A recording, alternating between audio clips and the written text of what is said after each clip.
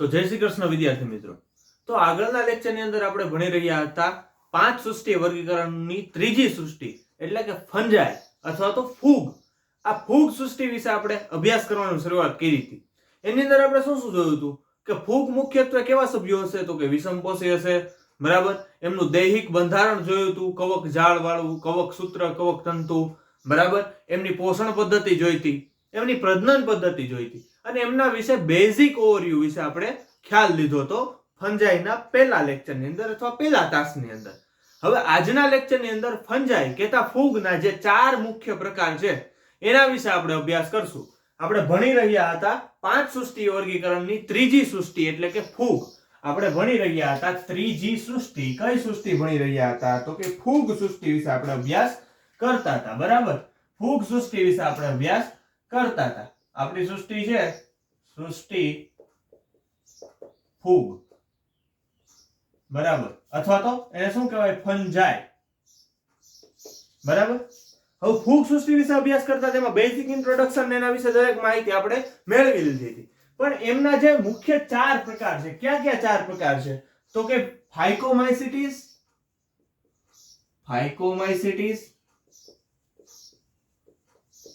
પછી આસ્કોમાઇસિટીસ, પછી બેસિડિયોમાઇસિટીસ,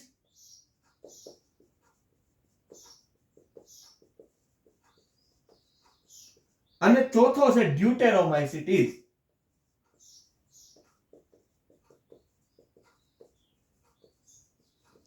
આ 4 પ્રકાર વિશે અથવા આ 4 પ્રકારની ફૂગ વિશે આપણે આજના લેક્ચરની અંદર વિસ્તૃત માહિતી ભણવાના છીએ. કયા કયા પ્રકાર છે તો પહેલો પ્રકાર છે ફાઇકોમાઇસિટીસ, બીજો પ્રકાર છે આસ્કોમાઇસિટીસ, ત્રીજો પ્રકાર છે બેસિડિયોમાઇસિટીસ અને ચોથો પ્રકાર છે ડ્યુટેરોમાઇસિટીસ. તો વધુ સમય ન લેતા આપણે પહેલો જ પ્રકાર આપણો ફાઇકોમાઇસિટીસ ફૂગ નામની ફૂગ વિશે આપણે ચર્ચા કરવાની શરૂ કરીએ. આપણો પહેલો પ્રકાર છે ફાઇકોમાઇસિટીસ, બરાબર. આપણો પહેલો પ્રકાર છે ફાઇકોમાઇસિટીસ. હવે ફાઇકોમાઇસિટીસના સભ્યો એમની આપણે જોયું તો સૌથી પહેલા આપણે શું જોતા હતા, કોઈ પણ વસ્તુની કે કોઈ પણ ઓર્ગેનિઝમની એમની રહેઠાણની પદ્ધતિ જોતા હતા, બરાબર. એમની રહેઠાણની પદ્ધતિ જોતા હતા. તો ફાઇકોમાઇસિટીસના સભ્યો મુખ્યત્વે કેવા હશે ખબર? મુખ્યત્વે જલજ પ્રકારના હશે, એટલે કે પાણીની અંદર રહેતા હોય એવા સભ્યો હશે. બીજો આમનું લક્ષણ જોવું હોય તો અવિકલ્પી પરોપજીવી. ફાઇકોમાઇસિટીસના દરેક સભ્યો અવિકલ્પી પરોપજીવી હશે. કેવા? અવિકલ્પી પરોપજીવી. હવે અવિકલ્પી પરોપજીવી એટલે કેવા? 2 પ્રકાર હોય અહીંયા. મેં તમને સુકોષ કેન્દ્રી કોષ અને આદિકોષ કેન્દ્રી કોષ વિશે કેમ અલગથી સમજાવ્યું હતું? એનું કારણ છે આપણે કોષવાળું ચેપ્ટર હજુ ભણ્યા નથી, એટલા માટે આ સમજાવવું જરૂરી છે કે વિકલ્પી અને અવિકલ્પી એટલે કેવા. તો એક અવિકલ્પી હોય એને ઓબ્લિકેટ પેરાસાઇટ્સ કહેવાય અને વિકલ્પી હોય એને ફેકલ્ટેટિવ પેરાસાઇટ્સ કહેવાય. મતલબ કે વિકલ્પી એટલે કેવા કે એમની પાસે પરોપજીવન સિવાય પણ બીજો વિકલ્પ હોય પોષણ પદ્ધતિ માટે, અને અવિકલ્પી એટલે એવા કે જેમની પાસે પરોપજીવન સિવાય બીજો એક પણ પોષણ પદ્ધતિ માટેનો વિકલ્પ છે નહીં. મતલબ ફાઇકોમાઇસિટીસના દરેક સભ્યોને હંમેશા અવિકલ્પી પરોપજીવન મતલબ કે ઓબ્લિકેટ પેરાસાઇટ્સ તરીકે જ વર્ક કરવું પડશે. કારણ એ છે કે એમની પાસે બીજો કોઈ વિકલ્પ હોતો નથી, બરાબર. અને આ પ્રકારના જે સભ્યો છે જે જલજ છે, અવિકલ્પી પરોપજીવી છે, આપણે ઓબ્લિગેટ પેરાસાઇટ્સ કહીએ છીએ. પછી આપણે એના દૈહિક બંધારણ વિશે વાત કરીએ. દૈહિક બંધારણની અંદર એમની પાસે શું આવેલું હોય છે તો એમની પાસે આવેલી હોય છે કવક જાળ. આ કવક જાળ કેવી હોય છે ખબર છે? દૈહિક બંધારણની કવક જાળ. આની કવક જાળ કેવી હોય છે? કવક જાળ હોય છે પડદા વિહીન. જે આપણે જોયું તો સેપ્ટા જેને કહેવાય, કવક જાળની વચ્ચે પડદા હોય, પણ આમની પાસે પડદા હોતા નથી, એટલે એની પાસે કવક જાળ કેવી છે? પડદા વિહીન, બરાબર. પડદા વિહીન ને બહુકોષ કેન્દ્રી પ્રકારની કવક જાળ છે. બહુકોષ કેન્દ્રી, બરાબર. બહુકોષ કેન્દ્રી પ્રકારની કવક જાળ ફાઇકોમાઇસિટીસના સભ્યો પાસે હશે, બરાબર છે. આ આપણે જોઈએ એના બેઝિક લક્ષણ. હવે જોઈએ આમની પ્રજનન પદ્ધતિ. તો પ્રજનન પદ્ધતિ કેવા પ્રકારે પ્રજનન કરશે કે જો ફાઇકોમાઇસિટીસના સભ્યો અલિંગી પ્રજનન કરતા હશે તો, જો ફાઇકોમાઇસિટીસના સભ્યો અલિંગી પ્રજનન જો કરતા હશે ને, અલિંગી પ્રજનન, બરાબર, તો કઈ રીતે અલિંગી પ્રજનન કરતા હશે? તો કાં તો ચલ બીજાણુઓ દ્વારા અને કાં અચલ બીજાણુઓ દ્વારા અલિંગી પ્રજનન કરતા હશે. કઈ રીતે કરતા હશે અલિંગી પ્રજનન? કઈ રીતે અલિંગી પ્રજનન કરતા હશે? કાં તો ચલ બીજાણુ દ્વારા અને ચલ બીજાણુ અથવા અચલ બીજાણુઓ દ્વારા. બરાબર, કાં ચલ બીજાણુ દ્વારા અને કાં અચલ બીજાણુઓ દ્વારા એ લોકો અલિંગી પ્રજનન કરતા હશે. હવે તો આપને ખબર પડી ગઈ. હવે અલિંગી પ્રજનન ની અંદર શું થતું હોય કે આપને ખબર છે કે જે તે બીજાણુ હોય એની અંદર જન્યુઓ હોય, જન્યુઓ ભેગા થાય એટલે કે જન્યુ જોડાણ થાય. બરાબર, ત્યાર પછી યુગ્મક બનતું હોય. તો આની અંદર સેમ પ્રોસેસ છે. જન્યુઓના જોડાણથી શું બનશે? આની અંદર યુગ્મક. જન્યુઓનું જોડાણ, જન્યુઓના જોડાણથી શું બનશે? તો કે યુગ્મક બનશે. બરાબર, અથવા તો યુગ્મક બીજાણુ બનશે. બરાબર, જન્યુઓના જોડાણથી યુગ્મક બનશે. હવે અહીંયા યુગ્મકની અંદર બે પ્રકાર છે પાછા. એક તો સમયુગ્મી હોય અને એક હોય વિષમયુગ્મી. બરાબર, એટલે કે યુગ્મક એટલે કે બે પ્રકારના જન્યુ કોષો ભેગા થઈને એક જ એ દ્વિકીય કોષ કેન્દ્રીય રચના બનાવે એ પ્રકારની રચના છે. બરાબર, તો જન્યુઓ જો બંને જન્યુઓ સમાન હશે ને, આ બે પ્રકાર છે. બે પ્રકાર છે. પહેલો પ્રકાર છે સમજન્યુક, સમજન્યુક, અને બીજો પ્રકાર છે વિષમજન્યુક. પહેલો પ્રકાર છે સમજન્યુક ને બીજો પ્રકાર છે વિષમજન્યુક. હવે પ્રકાર છે ને આધારે પડ્યા છે. તો કે જો આ બે જે જન્યુઓનું જોડાણ થાય છે, જે બે જન્યુઓનું જોડાણ થાય છે, બંને જન્યુઓ સમાન હોય, બંને જન્યુ સમાન હોય. બરાબર, બંને જન્યુઓ સમાન હોય તો સમજન્યુક કહેવાશે. અને બંને જન્યુઓ વિસમાન હોય, બરાબર, વિસમાન હોય તો શું કહેવાશે? એટલે કે વિષમ બીજાણુક અથવા તો વિષમ જન્યુક પ્રકારનું યુગ્મક એનું કહેવાશે. બરાબર, અને મુખ્યત્વે આની અંદર કેવા પ્રકારના સજીવો આવતા હોય તો આપણે જરૂરી રહ્યું કે આના ઉદાહરણમાં મુખ્યત્વે મ્યુકર, બરાબર, એક તો મ્યુકર, પછી તો કે રાઇઝોપસ, આલ્બ્યુગો વગેરે પ્રકારના સભ્યો આવતા હોય. આ આપણે લખવું જરૂરી છે, લખી દઈ. મ્યુકર, પછી રાઇઝોપસ અને આલ્બ્યુગો. આલ્બ્યુગો આમ લખાય. આ ત્રણ સભ્યો છે, આ સમુદાયના મુખ્ય સભ્યો છે. તો આપણે શું જોયું કે ફાઇકોમાઇસીટીસ એટલે કે ફંજાઈ સમુદાયનો, ફૂગ સમુદાયનો જે પ્રથમ જે સમુદાય જેને કહેવાય એ છે ફાઇકોમાઇસીટીસ. એના વિશે બેઝિક માહિતી પ્રાપ્ત કરી કે મુખ્યત્વે જલજ હોય, અવિકલ્પી પરોપજીવી હોય, એમની કવક જાળ પડદાવિહીન હશે. બરાબર છે, બહુકોષ કેન્દ્રીય હશે, અલિંગી પ્રજનન ચલ બીજાણુઓ દ્વારા કરતા હશે જેમાં જન્યુઓના જોડાણથી યુગ્મક બને. પણ જો બે જન્યુઓ સમાન હોય તો એને સમજન્યુક યુગ્મક કહેવાય, અને બંને જન્યુઓ વિસમાન હોય એટલે કે જુદા જુદા હોય તો એને ટૂંકમાં વિષમજન્યુક કહેવાય. બરાબર, આની અંદર કેવા કેવા સજીવો આવતા હશે? તો કે મ્યુકર, આલ્બ્યુગો, રાઇઝોપસ વગેરે જેવા ફૂગોના પ્રકાર આપણે ફાઇકોમાઇસીટીસ ની અંદર ભણ્યા. હવે આની પછી આવે છે ફૂગનો બીજો પ્રકાર એટલે કે આસ્કોમાઇસીટીસ. હવે આપણે ભણીએ આસ્કોમાઇસીટીસ. હવે આપણે ભણીએ બીજો પ્રકાર એટલે કે આસ્કોમાઇસીટીસ. ફૂગનો પહેલો પ્રકાર આપણે જોયો ફાઇકોમાઇસીટીસ. હવે આપણે ભણીએ બીજો પ્રકાર એટલે કે આસ્કોમાઇસીટીસ. આસ્કોમાઇસીટીસ. બરાબર, હવે આસ્કોમાઇસીટીસ ના સભ્યો કેવા હશે? અગાઉના જે સભ્યો હતા ફાઇકોમાઇસીટીસ ના, એ સભ્યો મુખ્યત્વે જલદ હતા. બરોબર, પણ આસ્કોમાઇસીટીસ ના જે સભ્યો છે એ મુખ્યત્વે એને કોથળીમય ફૂગ તરીકે ઓળખાય છે. આસ્કોમાઇસીટીસ ના જે સભ્યો છે એમને કોથળીમય ફૂગ તરીકે ઓળખાય છે. કેવા નામે ઓળખાય છે? તો કે કોથળીમય ફૂગના નામે ઓળખાય છે. કોથળીમય ફૂગ આ નામે આસ્કોમાઇસીટીસ ના દરેક સભ્યો ઓળખાય છે.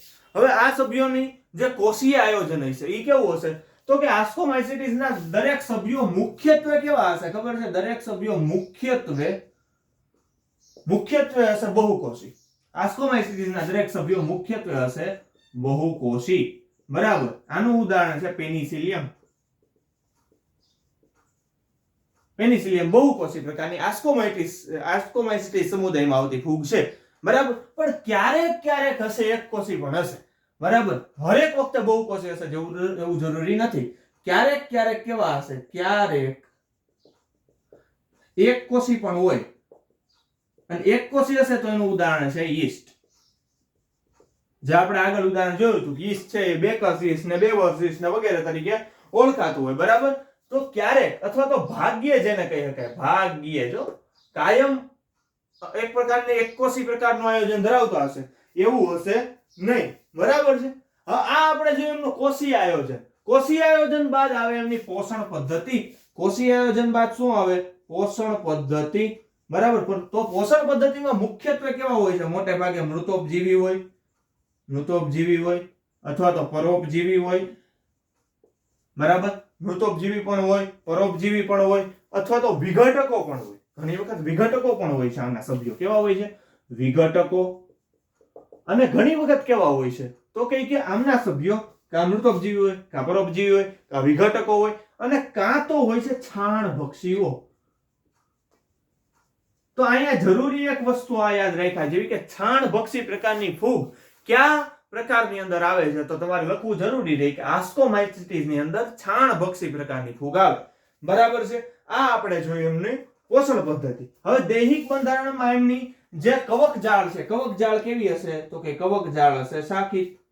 કવક જાળ શાખિત હશે. શાખિત. તો બરાબર. હવે આપણે જોઈએ એની પ્રજનન પદ્ધતિ કે જો આ પ્રકારના કોષો અથવા તો જો આ પ્રકારની ફૂગ એ અલિંગી પ્રજનન કરતી હશે, અલિંગી પ્રકારનું પ્રજનન જો કરતી હોય, બરાબર, જો અલિંગી પ્રજનન હોય તો અહીં આપણે કલર બદલી નાખીએ તો સારું લાગે. બરાબર. દેખાવામાં સારું રહે. એટલે જો અલિંગી પ્રજનન હોય તો, જો અલિંગી પ્રજનન હશે તો અલિંગી પ્રજનન આપણે આગળ જોયું તો કે કેવા બીજાણુ દ્વારા થાય? તો કે કણી બીજાણુઓ દ્વારા મુખ્યત્વે અલિંગી પ્રજનન થતું હોય. બરાબર છે. મુખ્યત્વે અલિંગી પ્રજનન કેવા બીજાણુઓ દ્વારા થતું હોય? તો કે કણી બીજાણુઓ દ્વારા. કણી બીજાણુઓ. બરાબર. આ કણી બીજાણુઓ કેમાં ઉત્પન્ન થશે? કણી બીજાણુ ઉત્પન્ન શેની અંદર થાય? તો કે કણી બીજાણુ ધાની. પાછળ ધાની લગાડી દો એટલે એમનું ઉત્પન્ન થવાનું સ્થાન આવી ગયું. કણી બીજાણુ ધાનીમાં ઉત્પન્ન થાય. ક્યાં થાય? કણી બીજાણુ ધાનીમાં. બરાબર. અને કણી બીજાણુ ધાનીની અંદર કઈ રીતે ઉત્પન્ન થાય છે? અંતર્જાત રીતે ઉત્પન્ન થાય છે કે બહિર્જાત રીતે? અંતર્જાત રીતે ઉત્પન્ન થતા એટલે કેવા કે જે બીજાણુ ધાનીની અંદર ઉત્પન્ન થતા હોય એને અંતર્જાત રીતે ઉત્પન્ન થયા કહેવાય. અને બીજાણુ ધાનીની ફરતે અથવા તો બહારની બાજુ ઉત્પન્ન થયા હોય એને બહિર્જાત કહેવાય. તો અહીંયા જે અલિંગી પ્રકારના કણી બીજાણુ ઉત્પન્ન થાય છે બહિર્જાત રીતે ઉત્પન્ન થાય છે. અકોર્ડિંગ ટુ અવર ટેક્સ્ટ, બરાબર, બહિર્જાત રીતે ઉત્પન્ન થતા કણી બીજાણુઓ આની અંદર હાજર હોય છે. તો આ તો આપણે ખબર પડી ગઈ કે કોથળી જેવી રચના ધરાવે. બરાબર છે. કોથળીમય ફૂગ છે અને કણી બીજાણુઓ દ્વારા ઉત્પન્ન થાય છે. બરાબર. પણ જો અહીંયા અંતર્જાત રીતે ઉત્પન્ન થાય, જો લિંગી પ્રજનનની ઘટના હોય, આ આપણે જોઈ લીધું અલિંગી પ્રજનનની ઘટના. પણ જો આની અંદર લિંગી પ્રજનન હશે, જો લિંગી પ્રજનન હોય તો, બરાબર, તો આની અંદર કેવા બીજાણુ ઉત્પન્ન થતા? લિંગી પ્રજનન હંમેશા શેના દ્વારા ઉત્પન્ન થાય? તો કે ધાની બીજાણુ દ્વારા થાય. આપણે જોયું તો ધાની બીજાણુ હોય કે પ્રકર્ણી બીજાણુ હોય. બરાબર. એવા બીજાણુઓની વિશે વાત કરી હતી. તો આની અંદર લિંગી પ્રજનન હંમેશા ધાની બીજાણુઓ દ્વારા થાય છે. બરાબર. ધાની બીજાણુઓ દ્વારા. તો આપને ખબર પડે કે જેમ કણી બીજાણુ ધાનીમાં ઉત્પન્ન થતા, તેમ ધાની બીજાણુ શેમાં ઉત્પન્ન થતા હશે?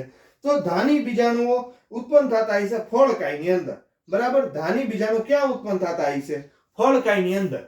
બરાબર. ધાની બીજાણુ ક્યાં ઉત્પન્ન થાય? તો કે ફળકાયની અંદર.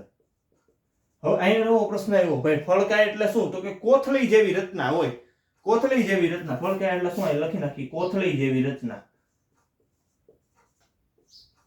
બરાબર. કોથળી જેવી રચના નામની ફળકાય હોય. ફળકાયની અંદર ધાની બીજાણુ ઉત્પન્ન થતા હોય. બરાબર. અને ધાની બીજાણુ અંદર ઉત્પન્ન થાય છે એટલે જ એને અંતર્જાત કહેવાય છે. બરાબર. આને કહેવાશે અંતર્જાત બીજાણુ. શું કામ અંતર્જાત બીજાણુ કહેવાના? તો કે અંદર ઉત્પન્ન થાય છે એટલે. સાથોસાથ આપણે આ સમુદાયના અથવા તો આસ્કોમાઇસિટીસના જે સભ્યો વિશે વાત કરવી હોય તો આની અંદર મુખ્યત્વે સભ્યો આવે છે એસ્પરજીલસ, ક્વેલિપ્સ અને ન્યુરોસ્પોરા. આની અંદર સભ્યો અથવા એના ઉદાહરણોની અંદર આવે છે એસ્પરજીલસ, પછી તો કે ક્વેલિપ્સ અને ત્રીજા આવે છે ન્યુરોસ્પોરા. હવે આ ન્યુરોસ્પોરા છે ને, ન્યુરોસ્પોરાનો વધારે સ્વાદિષ્ટ વાનગીઓ બનાવવા માટે અથવા તો ખાવાલાયક ચીજો બનાવવા માટે પણ ઉપયોગ થાય છે. બરાબર. ન્યુરોસ્પોરાનો ઉપયોગ થાય છે સ્વાદિષ્ટ વાનગી બનાવવા માટે. સ્વાદિષ્ટ વાનગીઓ બનાવવા એના માટે પણ ન્યુરોસ્પોરાનો ઉપયોગ થાય છે. તો અહીંયા આપણે શું જોયું? અહીંયા આપણે શું જોયું કે ફંગી સમુદાયનો અથવા તો ફંજાઈ જે સૃષ્ટિ છે, બીજી સૃષ્ટિ, એની અંદર આવતો આ બીજો સમુદાય એટલે કે આસ્કોમાઇસિટીસ ની અંદર એમની પોષણ પદ્ધતિ જોઈ, એમનું કોષીય આયોજન જોયું, એમનું દૈહિક આયોજન જોયું, ત્યારબાદ એમને કયા અન્ય નામે ઓળખાય છે તો કે કોથળીમય ફૂગ નામે ઓળખાય છે, એના વિશે વાત કરી, બરાબર. એમના પ્રજનન પદ્ધતિ વિશે વાત કરી. જો અલિંગી પ્રજનન હશે તો કણી બીજાણુ બહિર્જાત રીતે ઉત્પન્ન કરતા હશે, અને લિંગી પ્રજનન હશે તો ધાની બીજાણુ અંતર્જાત રીતે ફળકાઈની અંદર ઉત્પન્ન કરતા હશે. અને કેવા કેવા સભ્યો આની અંદર આવે તો એસ્પરજિલસ છે, ન્યુરોસ્પોરા છે, ક્વેલિપ્સ છે વગેરે જેવા સભ્યો આસ્કોમાઇસિટીસ નામના બીજા સમુદાયની અંદર આવતા હોય. આસ્કોમાઇસિટીસ બાદ હવે આપણે ભણશું બેસિડિયોમાઇસિટીસ. હવે આપણે ભણશું બેસિડિયોમાઇસિટીસ. હવે આપણે ભણશું ત્રીજા પ્રકારની ફંજાઈ અથવા ત્રીજા પ્રકારની ફૂગ એટલે કે બેસિડિયોમાઇસિટીસ. તો આપણો ત્રીજો પ્રકાર છે બેસિડિયોમાઇસિટીસ. બરાબર, ત્રીજો પ્રકાર છે આપણો બેસિડિયોમાઇસિટીસ. તો હવે આમના સભ્યો જે હશે મુખ્યત્વે સામાન્ય રીતે બેસિડિયોમાઇસિટીસ ના સભ્યો છે એ કયા નામે ઓળખાય છે તો કે કાં તો મશરૂમ્સ જે આપણે જે બિલાડીના ટોપ ઉગેલા હોય એ બેસિડિયોમાઇસિટીસ માં આવે જનરલી, બરાબર. તો મશરૂમ, બ્રેકેટ ફંજાઈ અને પફોલ્સ આના સામાન્ય સભ્યો છે. બેસિડિયોમાઇસિટીસ ના સામાન્ય સભ્યોની અંદર વાત કરીએ, આના સભ્યોની અંદર વાત કરીએ તો મશરૂમ, પછી બ્રેકેટ ફંજાઈ, પછી પફબોલ્સ, આના મુખ્ય સભ્યો છે. હવે આમના મુખ્ય સભ્યો વિશે વાત થઈ ગઈ તો હવે આપણે પ્રશ્ન એ થાય કે એમનું રહેઠાણ ક્યાં આવેલું હોય.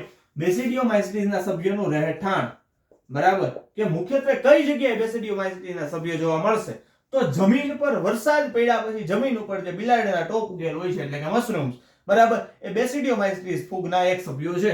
તો એ સ્થળ લખી જ દઈએ આપણે કે જમીન પર, બરાબર. એક તો જમીન પર, પછી તો કે લાકડાઓના ગોવાળા વચ્ચે. લાકડાના ગોવાળા વચ્ચે એટલે કેવું કે લાકડાની ખાચ વચ્ચે જે ઉત્પન્ન ઉગેલું હોય ઈ, અથવા તો આપણે તમે જોયું છે કે જે વરસાદમાં જે પલળતી બારીઓ હોય ને એ પલળતી બારીઓ ઉપર સફેદ પ્રકારની ફૂગનું પેલું ઉગી ગયું હોય, એ પણ બેસિડિયોમાઇસિટીસ ના એક સભ્યો છે.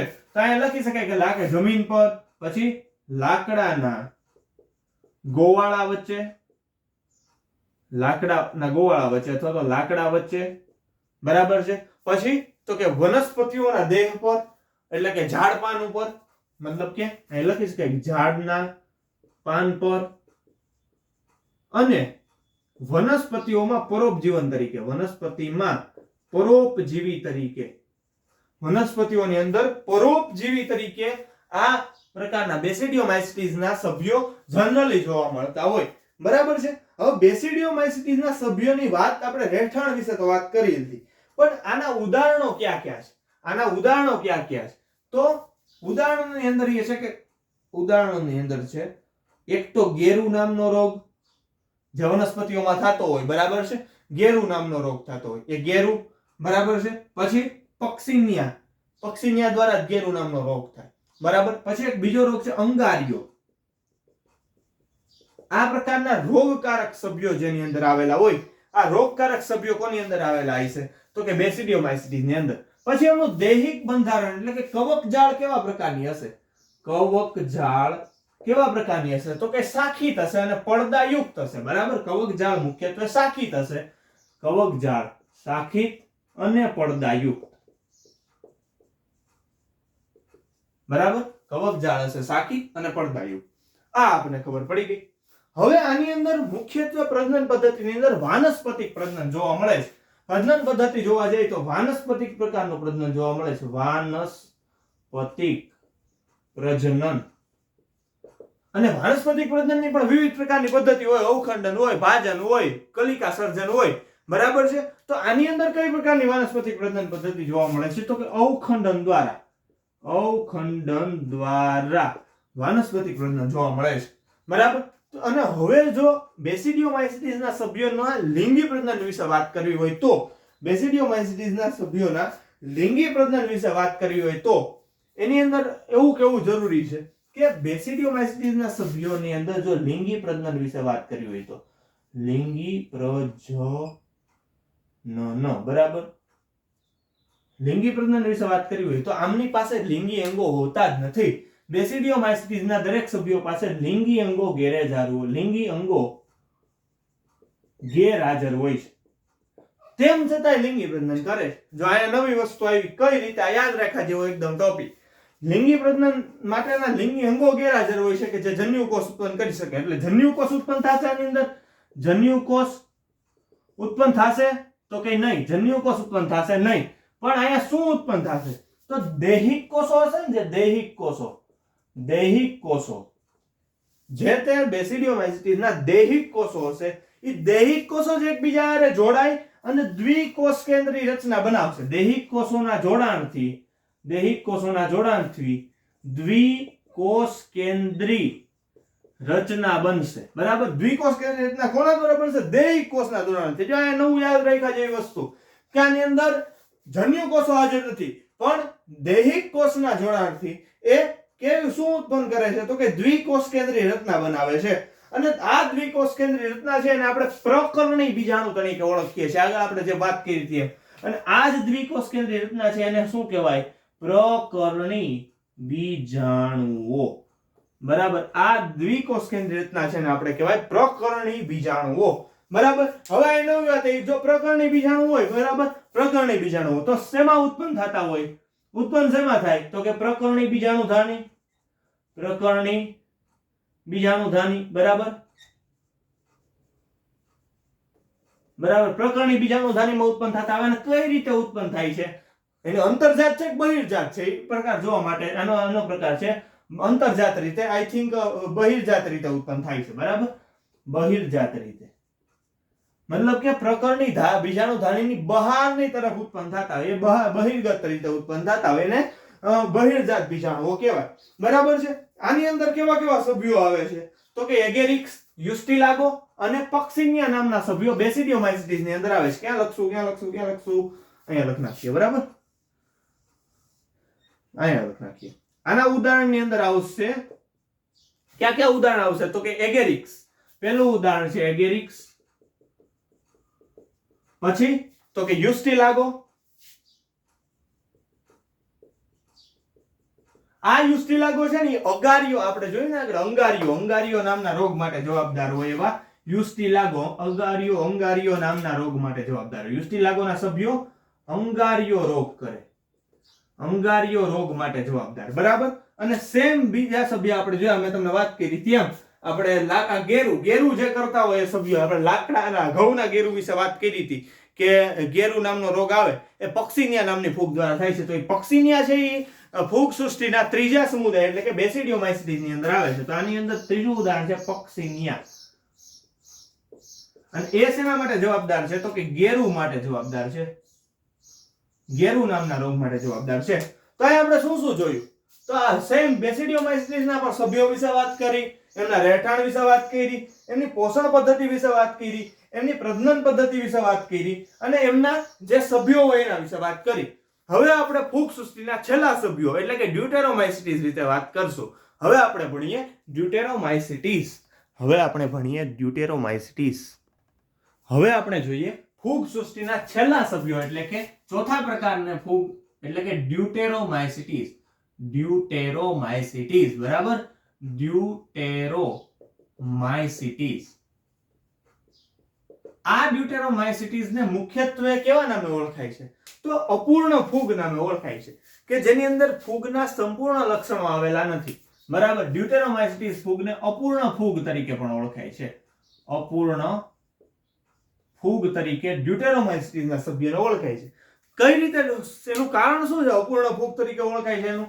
તો ડ્યુટેરોમાઇસિટીસના સભ્યોની અંદર અલિંગી અથવા તો ડ્યુટેરોમાઇસિટીસના સભ્યોની અંદર અલિંગી અને વાનસ્પતિક પ્રકારના તબક્કાઓ હજુ સુધી ઓળખાયેલા છે. લિંગી પ્રકારના તબક્કાઓ હજુ સુધી ઓળખાયેલા નથી. બરાબર, ડ્યુટેરોમાઇસિટીસ નામની ફૂગમાં અલિંગી તથા વાનસ્પતિક પ્રજનનના તબક્કાઓ ઓળખાયેલા છે. મતલબ કે ડ્યુટેરોમાઇસિટીસ નામની જે ફૂગ હશે એની અંદર લિંગી પ્રકારના પ્રજનનના તબક્કાઓ કોઈ જાતના ઓળખાયેલા નથી અથવા તો લિંગી પ્રકારની પ્રજનન પદ્ધતિ એની અંદર દેખાયેલા નથી. મેં તમને આગળ વાત કરી તેમ કે શેના આધારે 4 પ્રકાર પાડવામાં આવ્યા છે? તો એક તો એમના દૈહિક આયોજન મતલબ કે કવકજાળનું આયોજનના આધારે, અને એક તો પ્રજનન પદ્ધતિના આધારે. બરાબર, તો આની અંદર અલિંગી અને વાનસ્પતિક તબક્કાઓ જ ઓળખાણા, લિંગી તબક્કા ઓળખાણા નથી. એટલે ત્યારના સમયમાં એવું હતું કે જેની અંદર આ ઓળખાયેલા ન હોય, બરાબર છે, બરાબર, જેની અંદર માત્ર આ બે તબક્કાઓ જ ઓળખાયેલા હોય એને મૂકી દેવાના શેમાં? તો કે ડ્યુટેરોમાઇસિટીઝમાં, બરાબર, ડ્યુટેરોમાઇસિટીઝમાં. પણ જેમ જેમ એમના લિંગી તબક્કાઓ ઓળખાતા ગયા, જેમ લિંગી તબક્કાઓની શોધ થતી ગઈ, બરાબર છે, એમ ડ્યુટેરોમાઇસિટીઝના સભ્યોને શેમાં મૂકી દીધા આગળ? તો કે આસ્કોમાઇસિટીઝમાં અને બેસિડિયોમાઇસિટીઝમાં મૂકી દીધા, બરાબર. જ્યારે લિંગી તબક્કાઓ ઓળખાય, લિંગી તબક્કાઓ ઓળખાતા આના જે સભ્યો હતા ડ્યુટેરોમાઇસિટીઝના સભ્યો, બરાબર. આ ડ્યુટેરોમાઇસિટીઝના સભ્યોને શેમાં મૂકી દેવામાં આવ્યા? તો કે એક તો આસ્કોમાઇસિટીઝમાં અને બેસિડિયોમાઇસિટીઝમાં, બરાબર છે. જેમ એમના લિંગી તબક્કાઓ ઓળખાતા જાય છે એમ એમને શેમાં મુકાતા જાય છે? જેમ લિંગી તબક્કાઓ ઓળખાતા જાય છે એમ લિંગી તબક્કાઓ ઓળખાતા, બરાબર, લિંગી તબક્કાઓ ઓળખાતા એમને કેમાં મૂકવામાં આવ્યા? તો કે આસ્કોમાઇસિટીઝની અંદર અને બેસિડિયોમાઇસિટીઝની અંદર. હવે આપણે એ જોઈએ કે આમનું કવકજાળનું બંધારણ કેવું છે અને એમની અંદર પ્રજનન પદ્ધતિ કેવા પ્રકારની છે. એ તો ખબર જ છે કે વાનસ્પતિક હશે, અલિંગી હશે, અલિંગી હશે, બરાબર. તો આમની કવકજાળ કેવી હશે? ખબર છે? કવકજાળ છે આની અંદર પડદાયુક્ત અને શાખિત પ્રકારની કવકજાળ છે. પડદાયુક્ત અને શાખિત પ્રકારની કવકજાળ આની અંદર જોવા મળે. સાથે સાથે આપણે જોયું કે લિંગી પ્રજનન ને વાનસ્પતિક પ્રજનનના તબક્કા ઓળખાણા, બરાબર. તો અલિંગી પ્રજનનના અને વાનસ્પતિક પ્રજનનના તબક્કા ઓળખાણા છે, લિંગીના ઓળખાણા નથી. પણ અલિંગી પ્રજનન શેના દ્વારા કરે છે? અલિંગી પ્રજનન શેના દ્વારા કરે છે? તો કણી બીજાણુઓ દ્વારા. જેમ મોટા ભાગના ફૂગના સમુદાયના સભ્યો અલિંગી પ્રજનન કણી બીજાણુ દ્વારા જ કરે છે, બરાબર. કણી બીજાણુઓ દ્વારા, બરાબર, કણી બીજાણુઓ દ્વારા અલિંગી પ્રજનન કરે છે. હવે આપણે અહીંયા આગળ એક વસ્તુ જોતા ભૂલી ગયા કે આમની પોષણ પદ્ધતિ કેવી છે, બરાબર. તો પોષણ પદ્ધતિની અંદર જોવા જઈએ તો અહીંયા લખી નાખીએ. અહીંયા પોષણ પદ્ધતિ કેવી છે? તો મુખ્યત્વે કેવા હશે? પરોપજીવી છે. એની અંદર પાછા પ્રકાર હોય ને કે મૃતોપજીવી હોય અને પરોપજીવી, મતલબ વિષમપોષીની અંદર બે પ્રકાર હોય, પરોપજીવી અને મૃતોપજીવી. તો આની અંદર કાં તો પરોપજીવી હોય, મૃતોપજીવી હોય અને મુખ્યત્વે વિઘટકો હોય છે. વિઘટકો એટલે વિઘટન કરતા હોય એવા. હવે જો વિઘટન કરતા હશે તો એમનો ઉપયોગ ક્યાં થશે? વિઘટન કરતા હશે તો એમનો ઉપયોગ થતો હશે ખનિજ તત્વોના ચક્રીયકરણમાં, ખનિજોના પુનઃચક્રીયકરણમાં, બરાબર. પુનઃચક્રીયકરણમાં આ વિઘટકોના સભ્યો ઇન્વોલ્વ થતા હશે. અહીંયા આપણે શું જોયું કે એમની પોષણ પદ્ધતિ દરેક પ્રકારની છે, પરોપજીવન ગુજારે, મૃતોપજીવન ગુજારે, પણ મોટા ભાગના સભ્યો છે એ વિઘટકો તરીકે એટલે કે પુનઃચક્રીકરણમાં ઉપયોગ થતા હોય એવા સભ્યો છે આની અંદર, બરાબર. આના ઉદાહરણ આપણે જોઈએ. આના ઉદાહરણની અંદર આવે છે એક તો અલ્ટરનારિયા, ઉદાહરણની અંદર આવશે એલ્ટરનારિયા, બરાબર. પછી આવશે ટ્રાઇકોડર્મા, બરાબર, અને કોલિટોટ્રાઇકમ. પછી આવશે ટ્રાઇકોડર્મા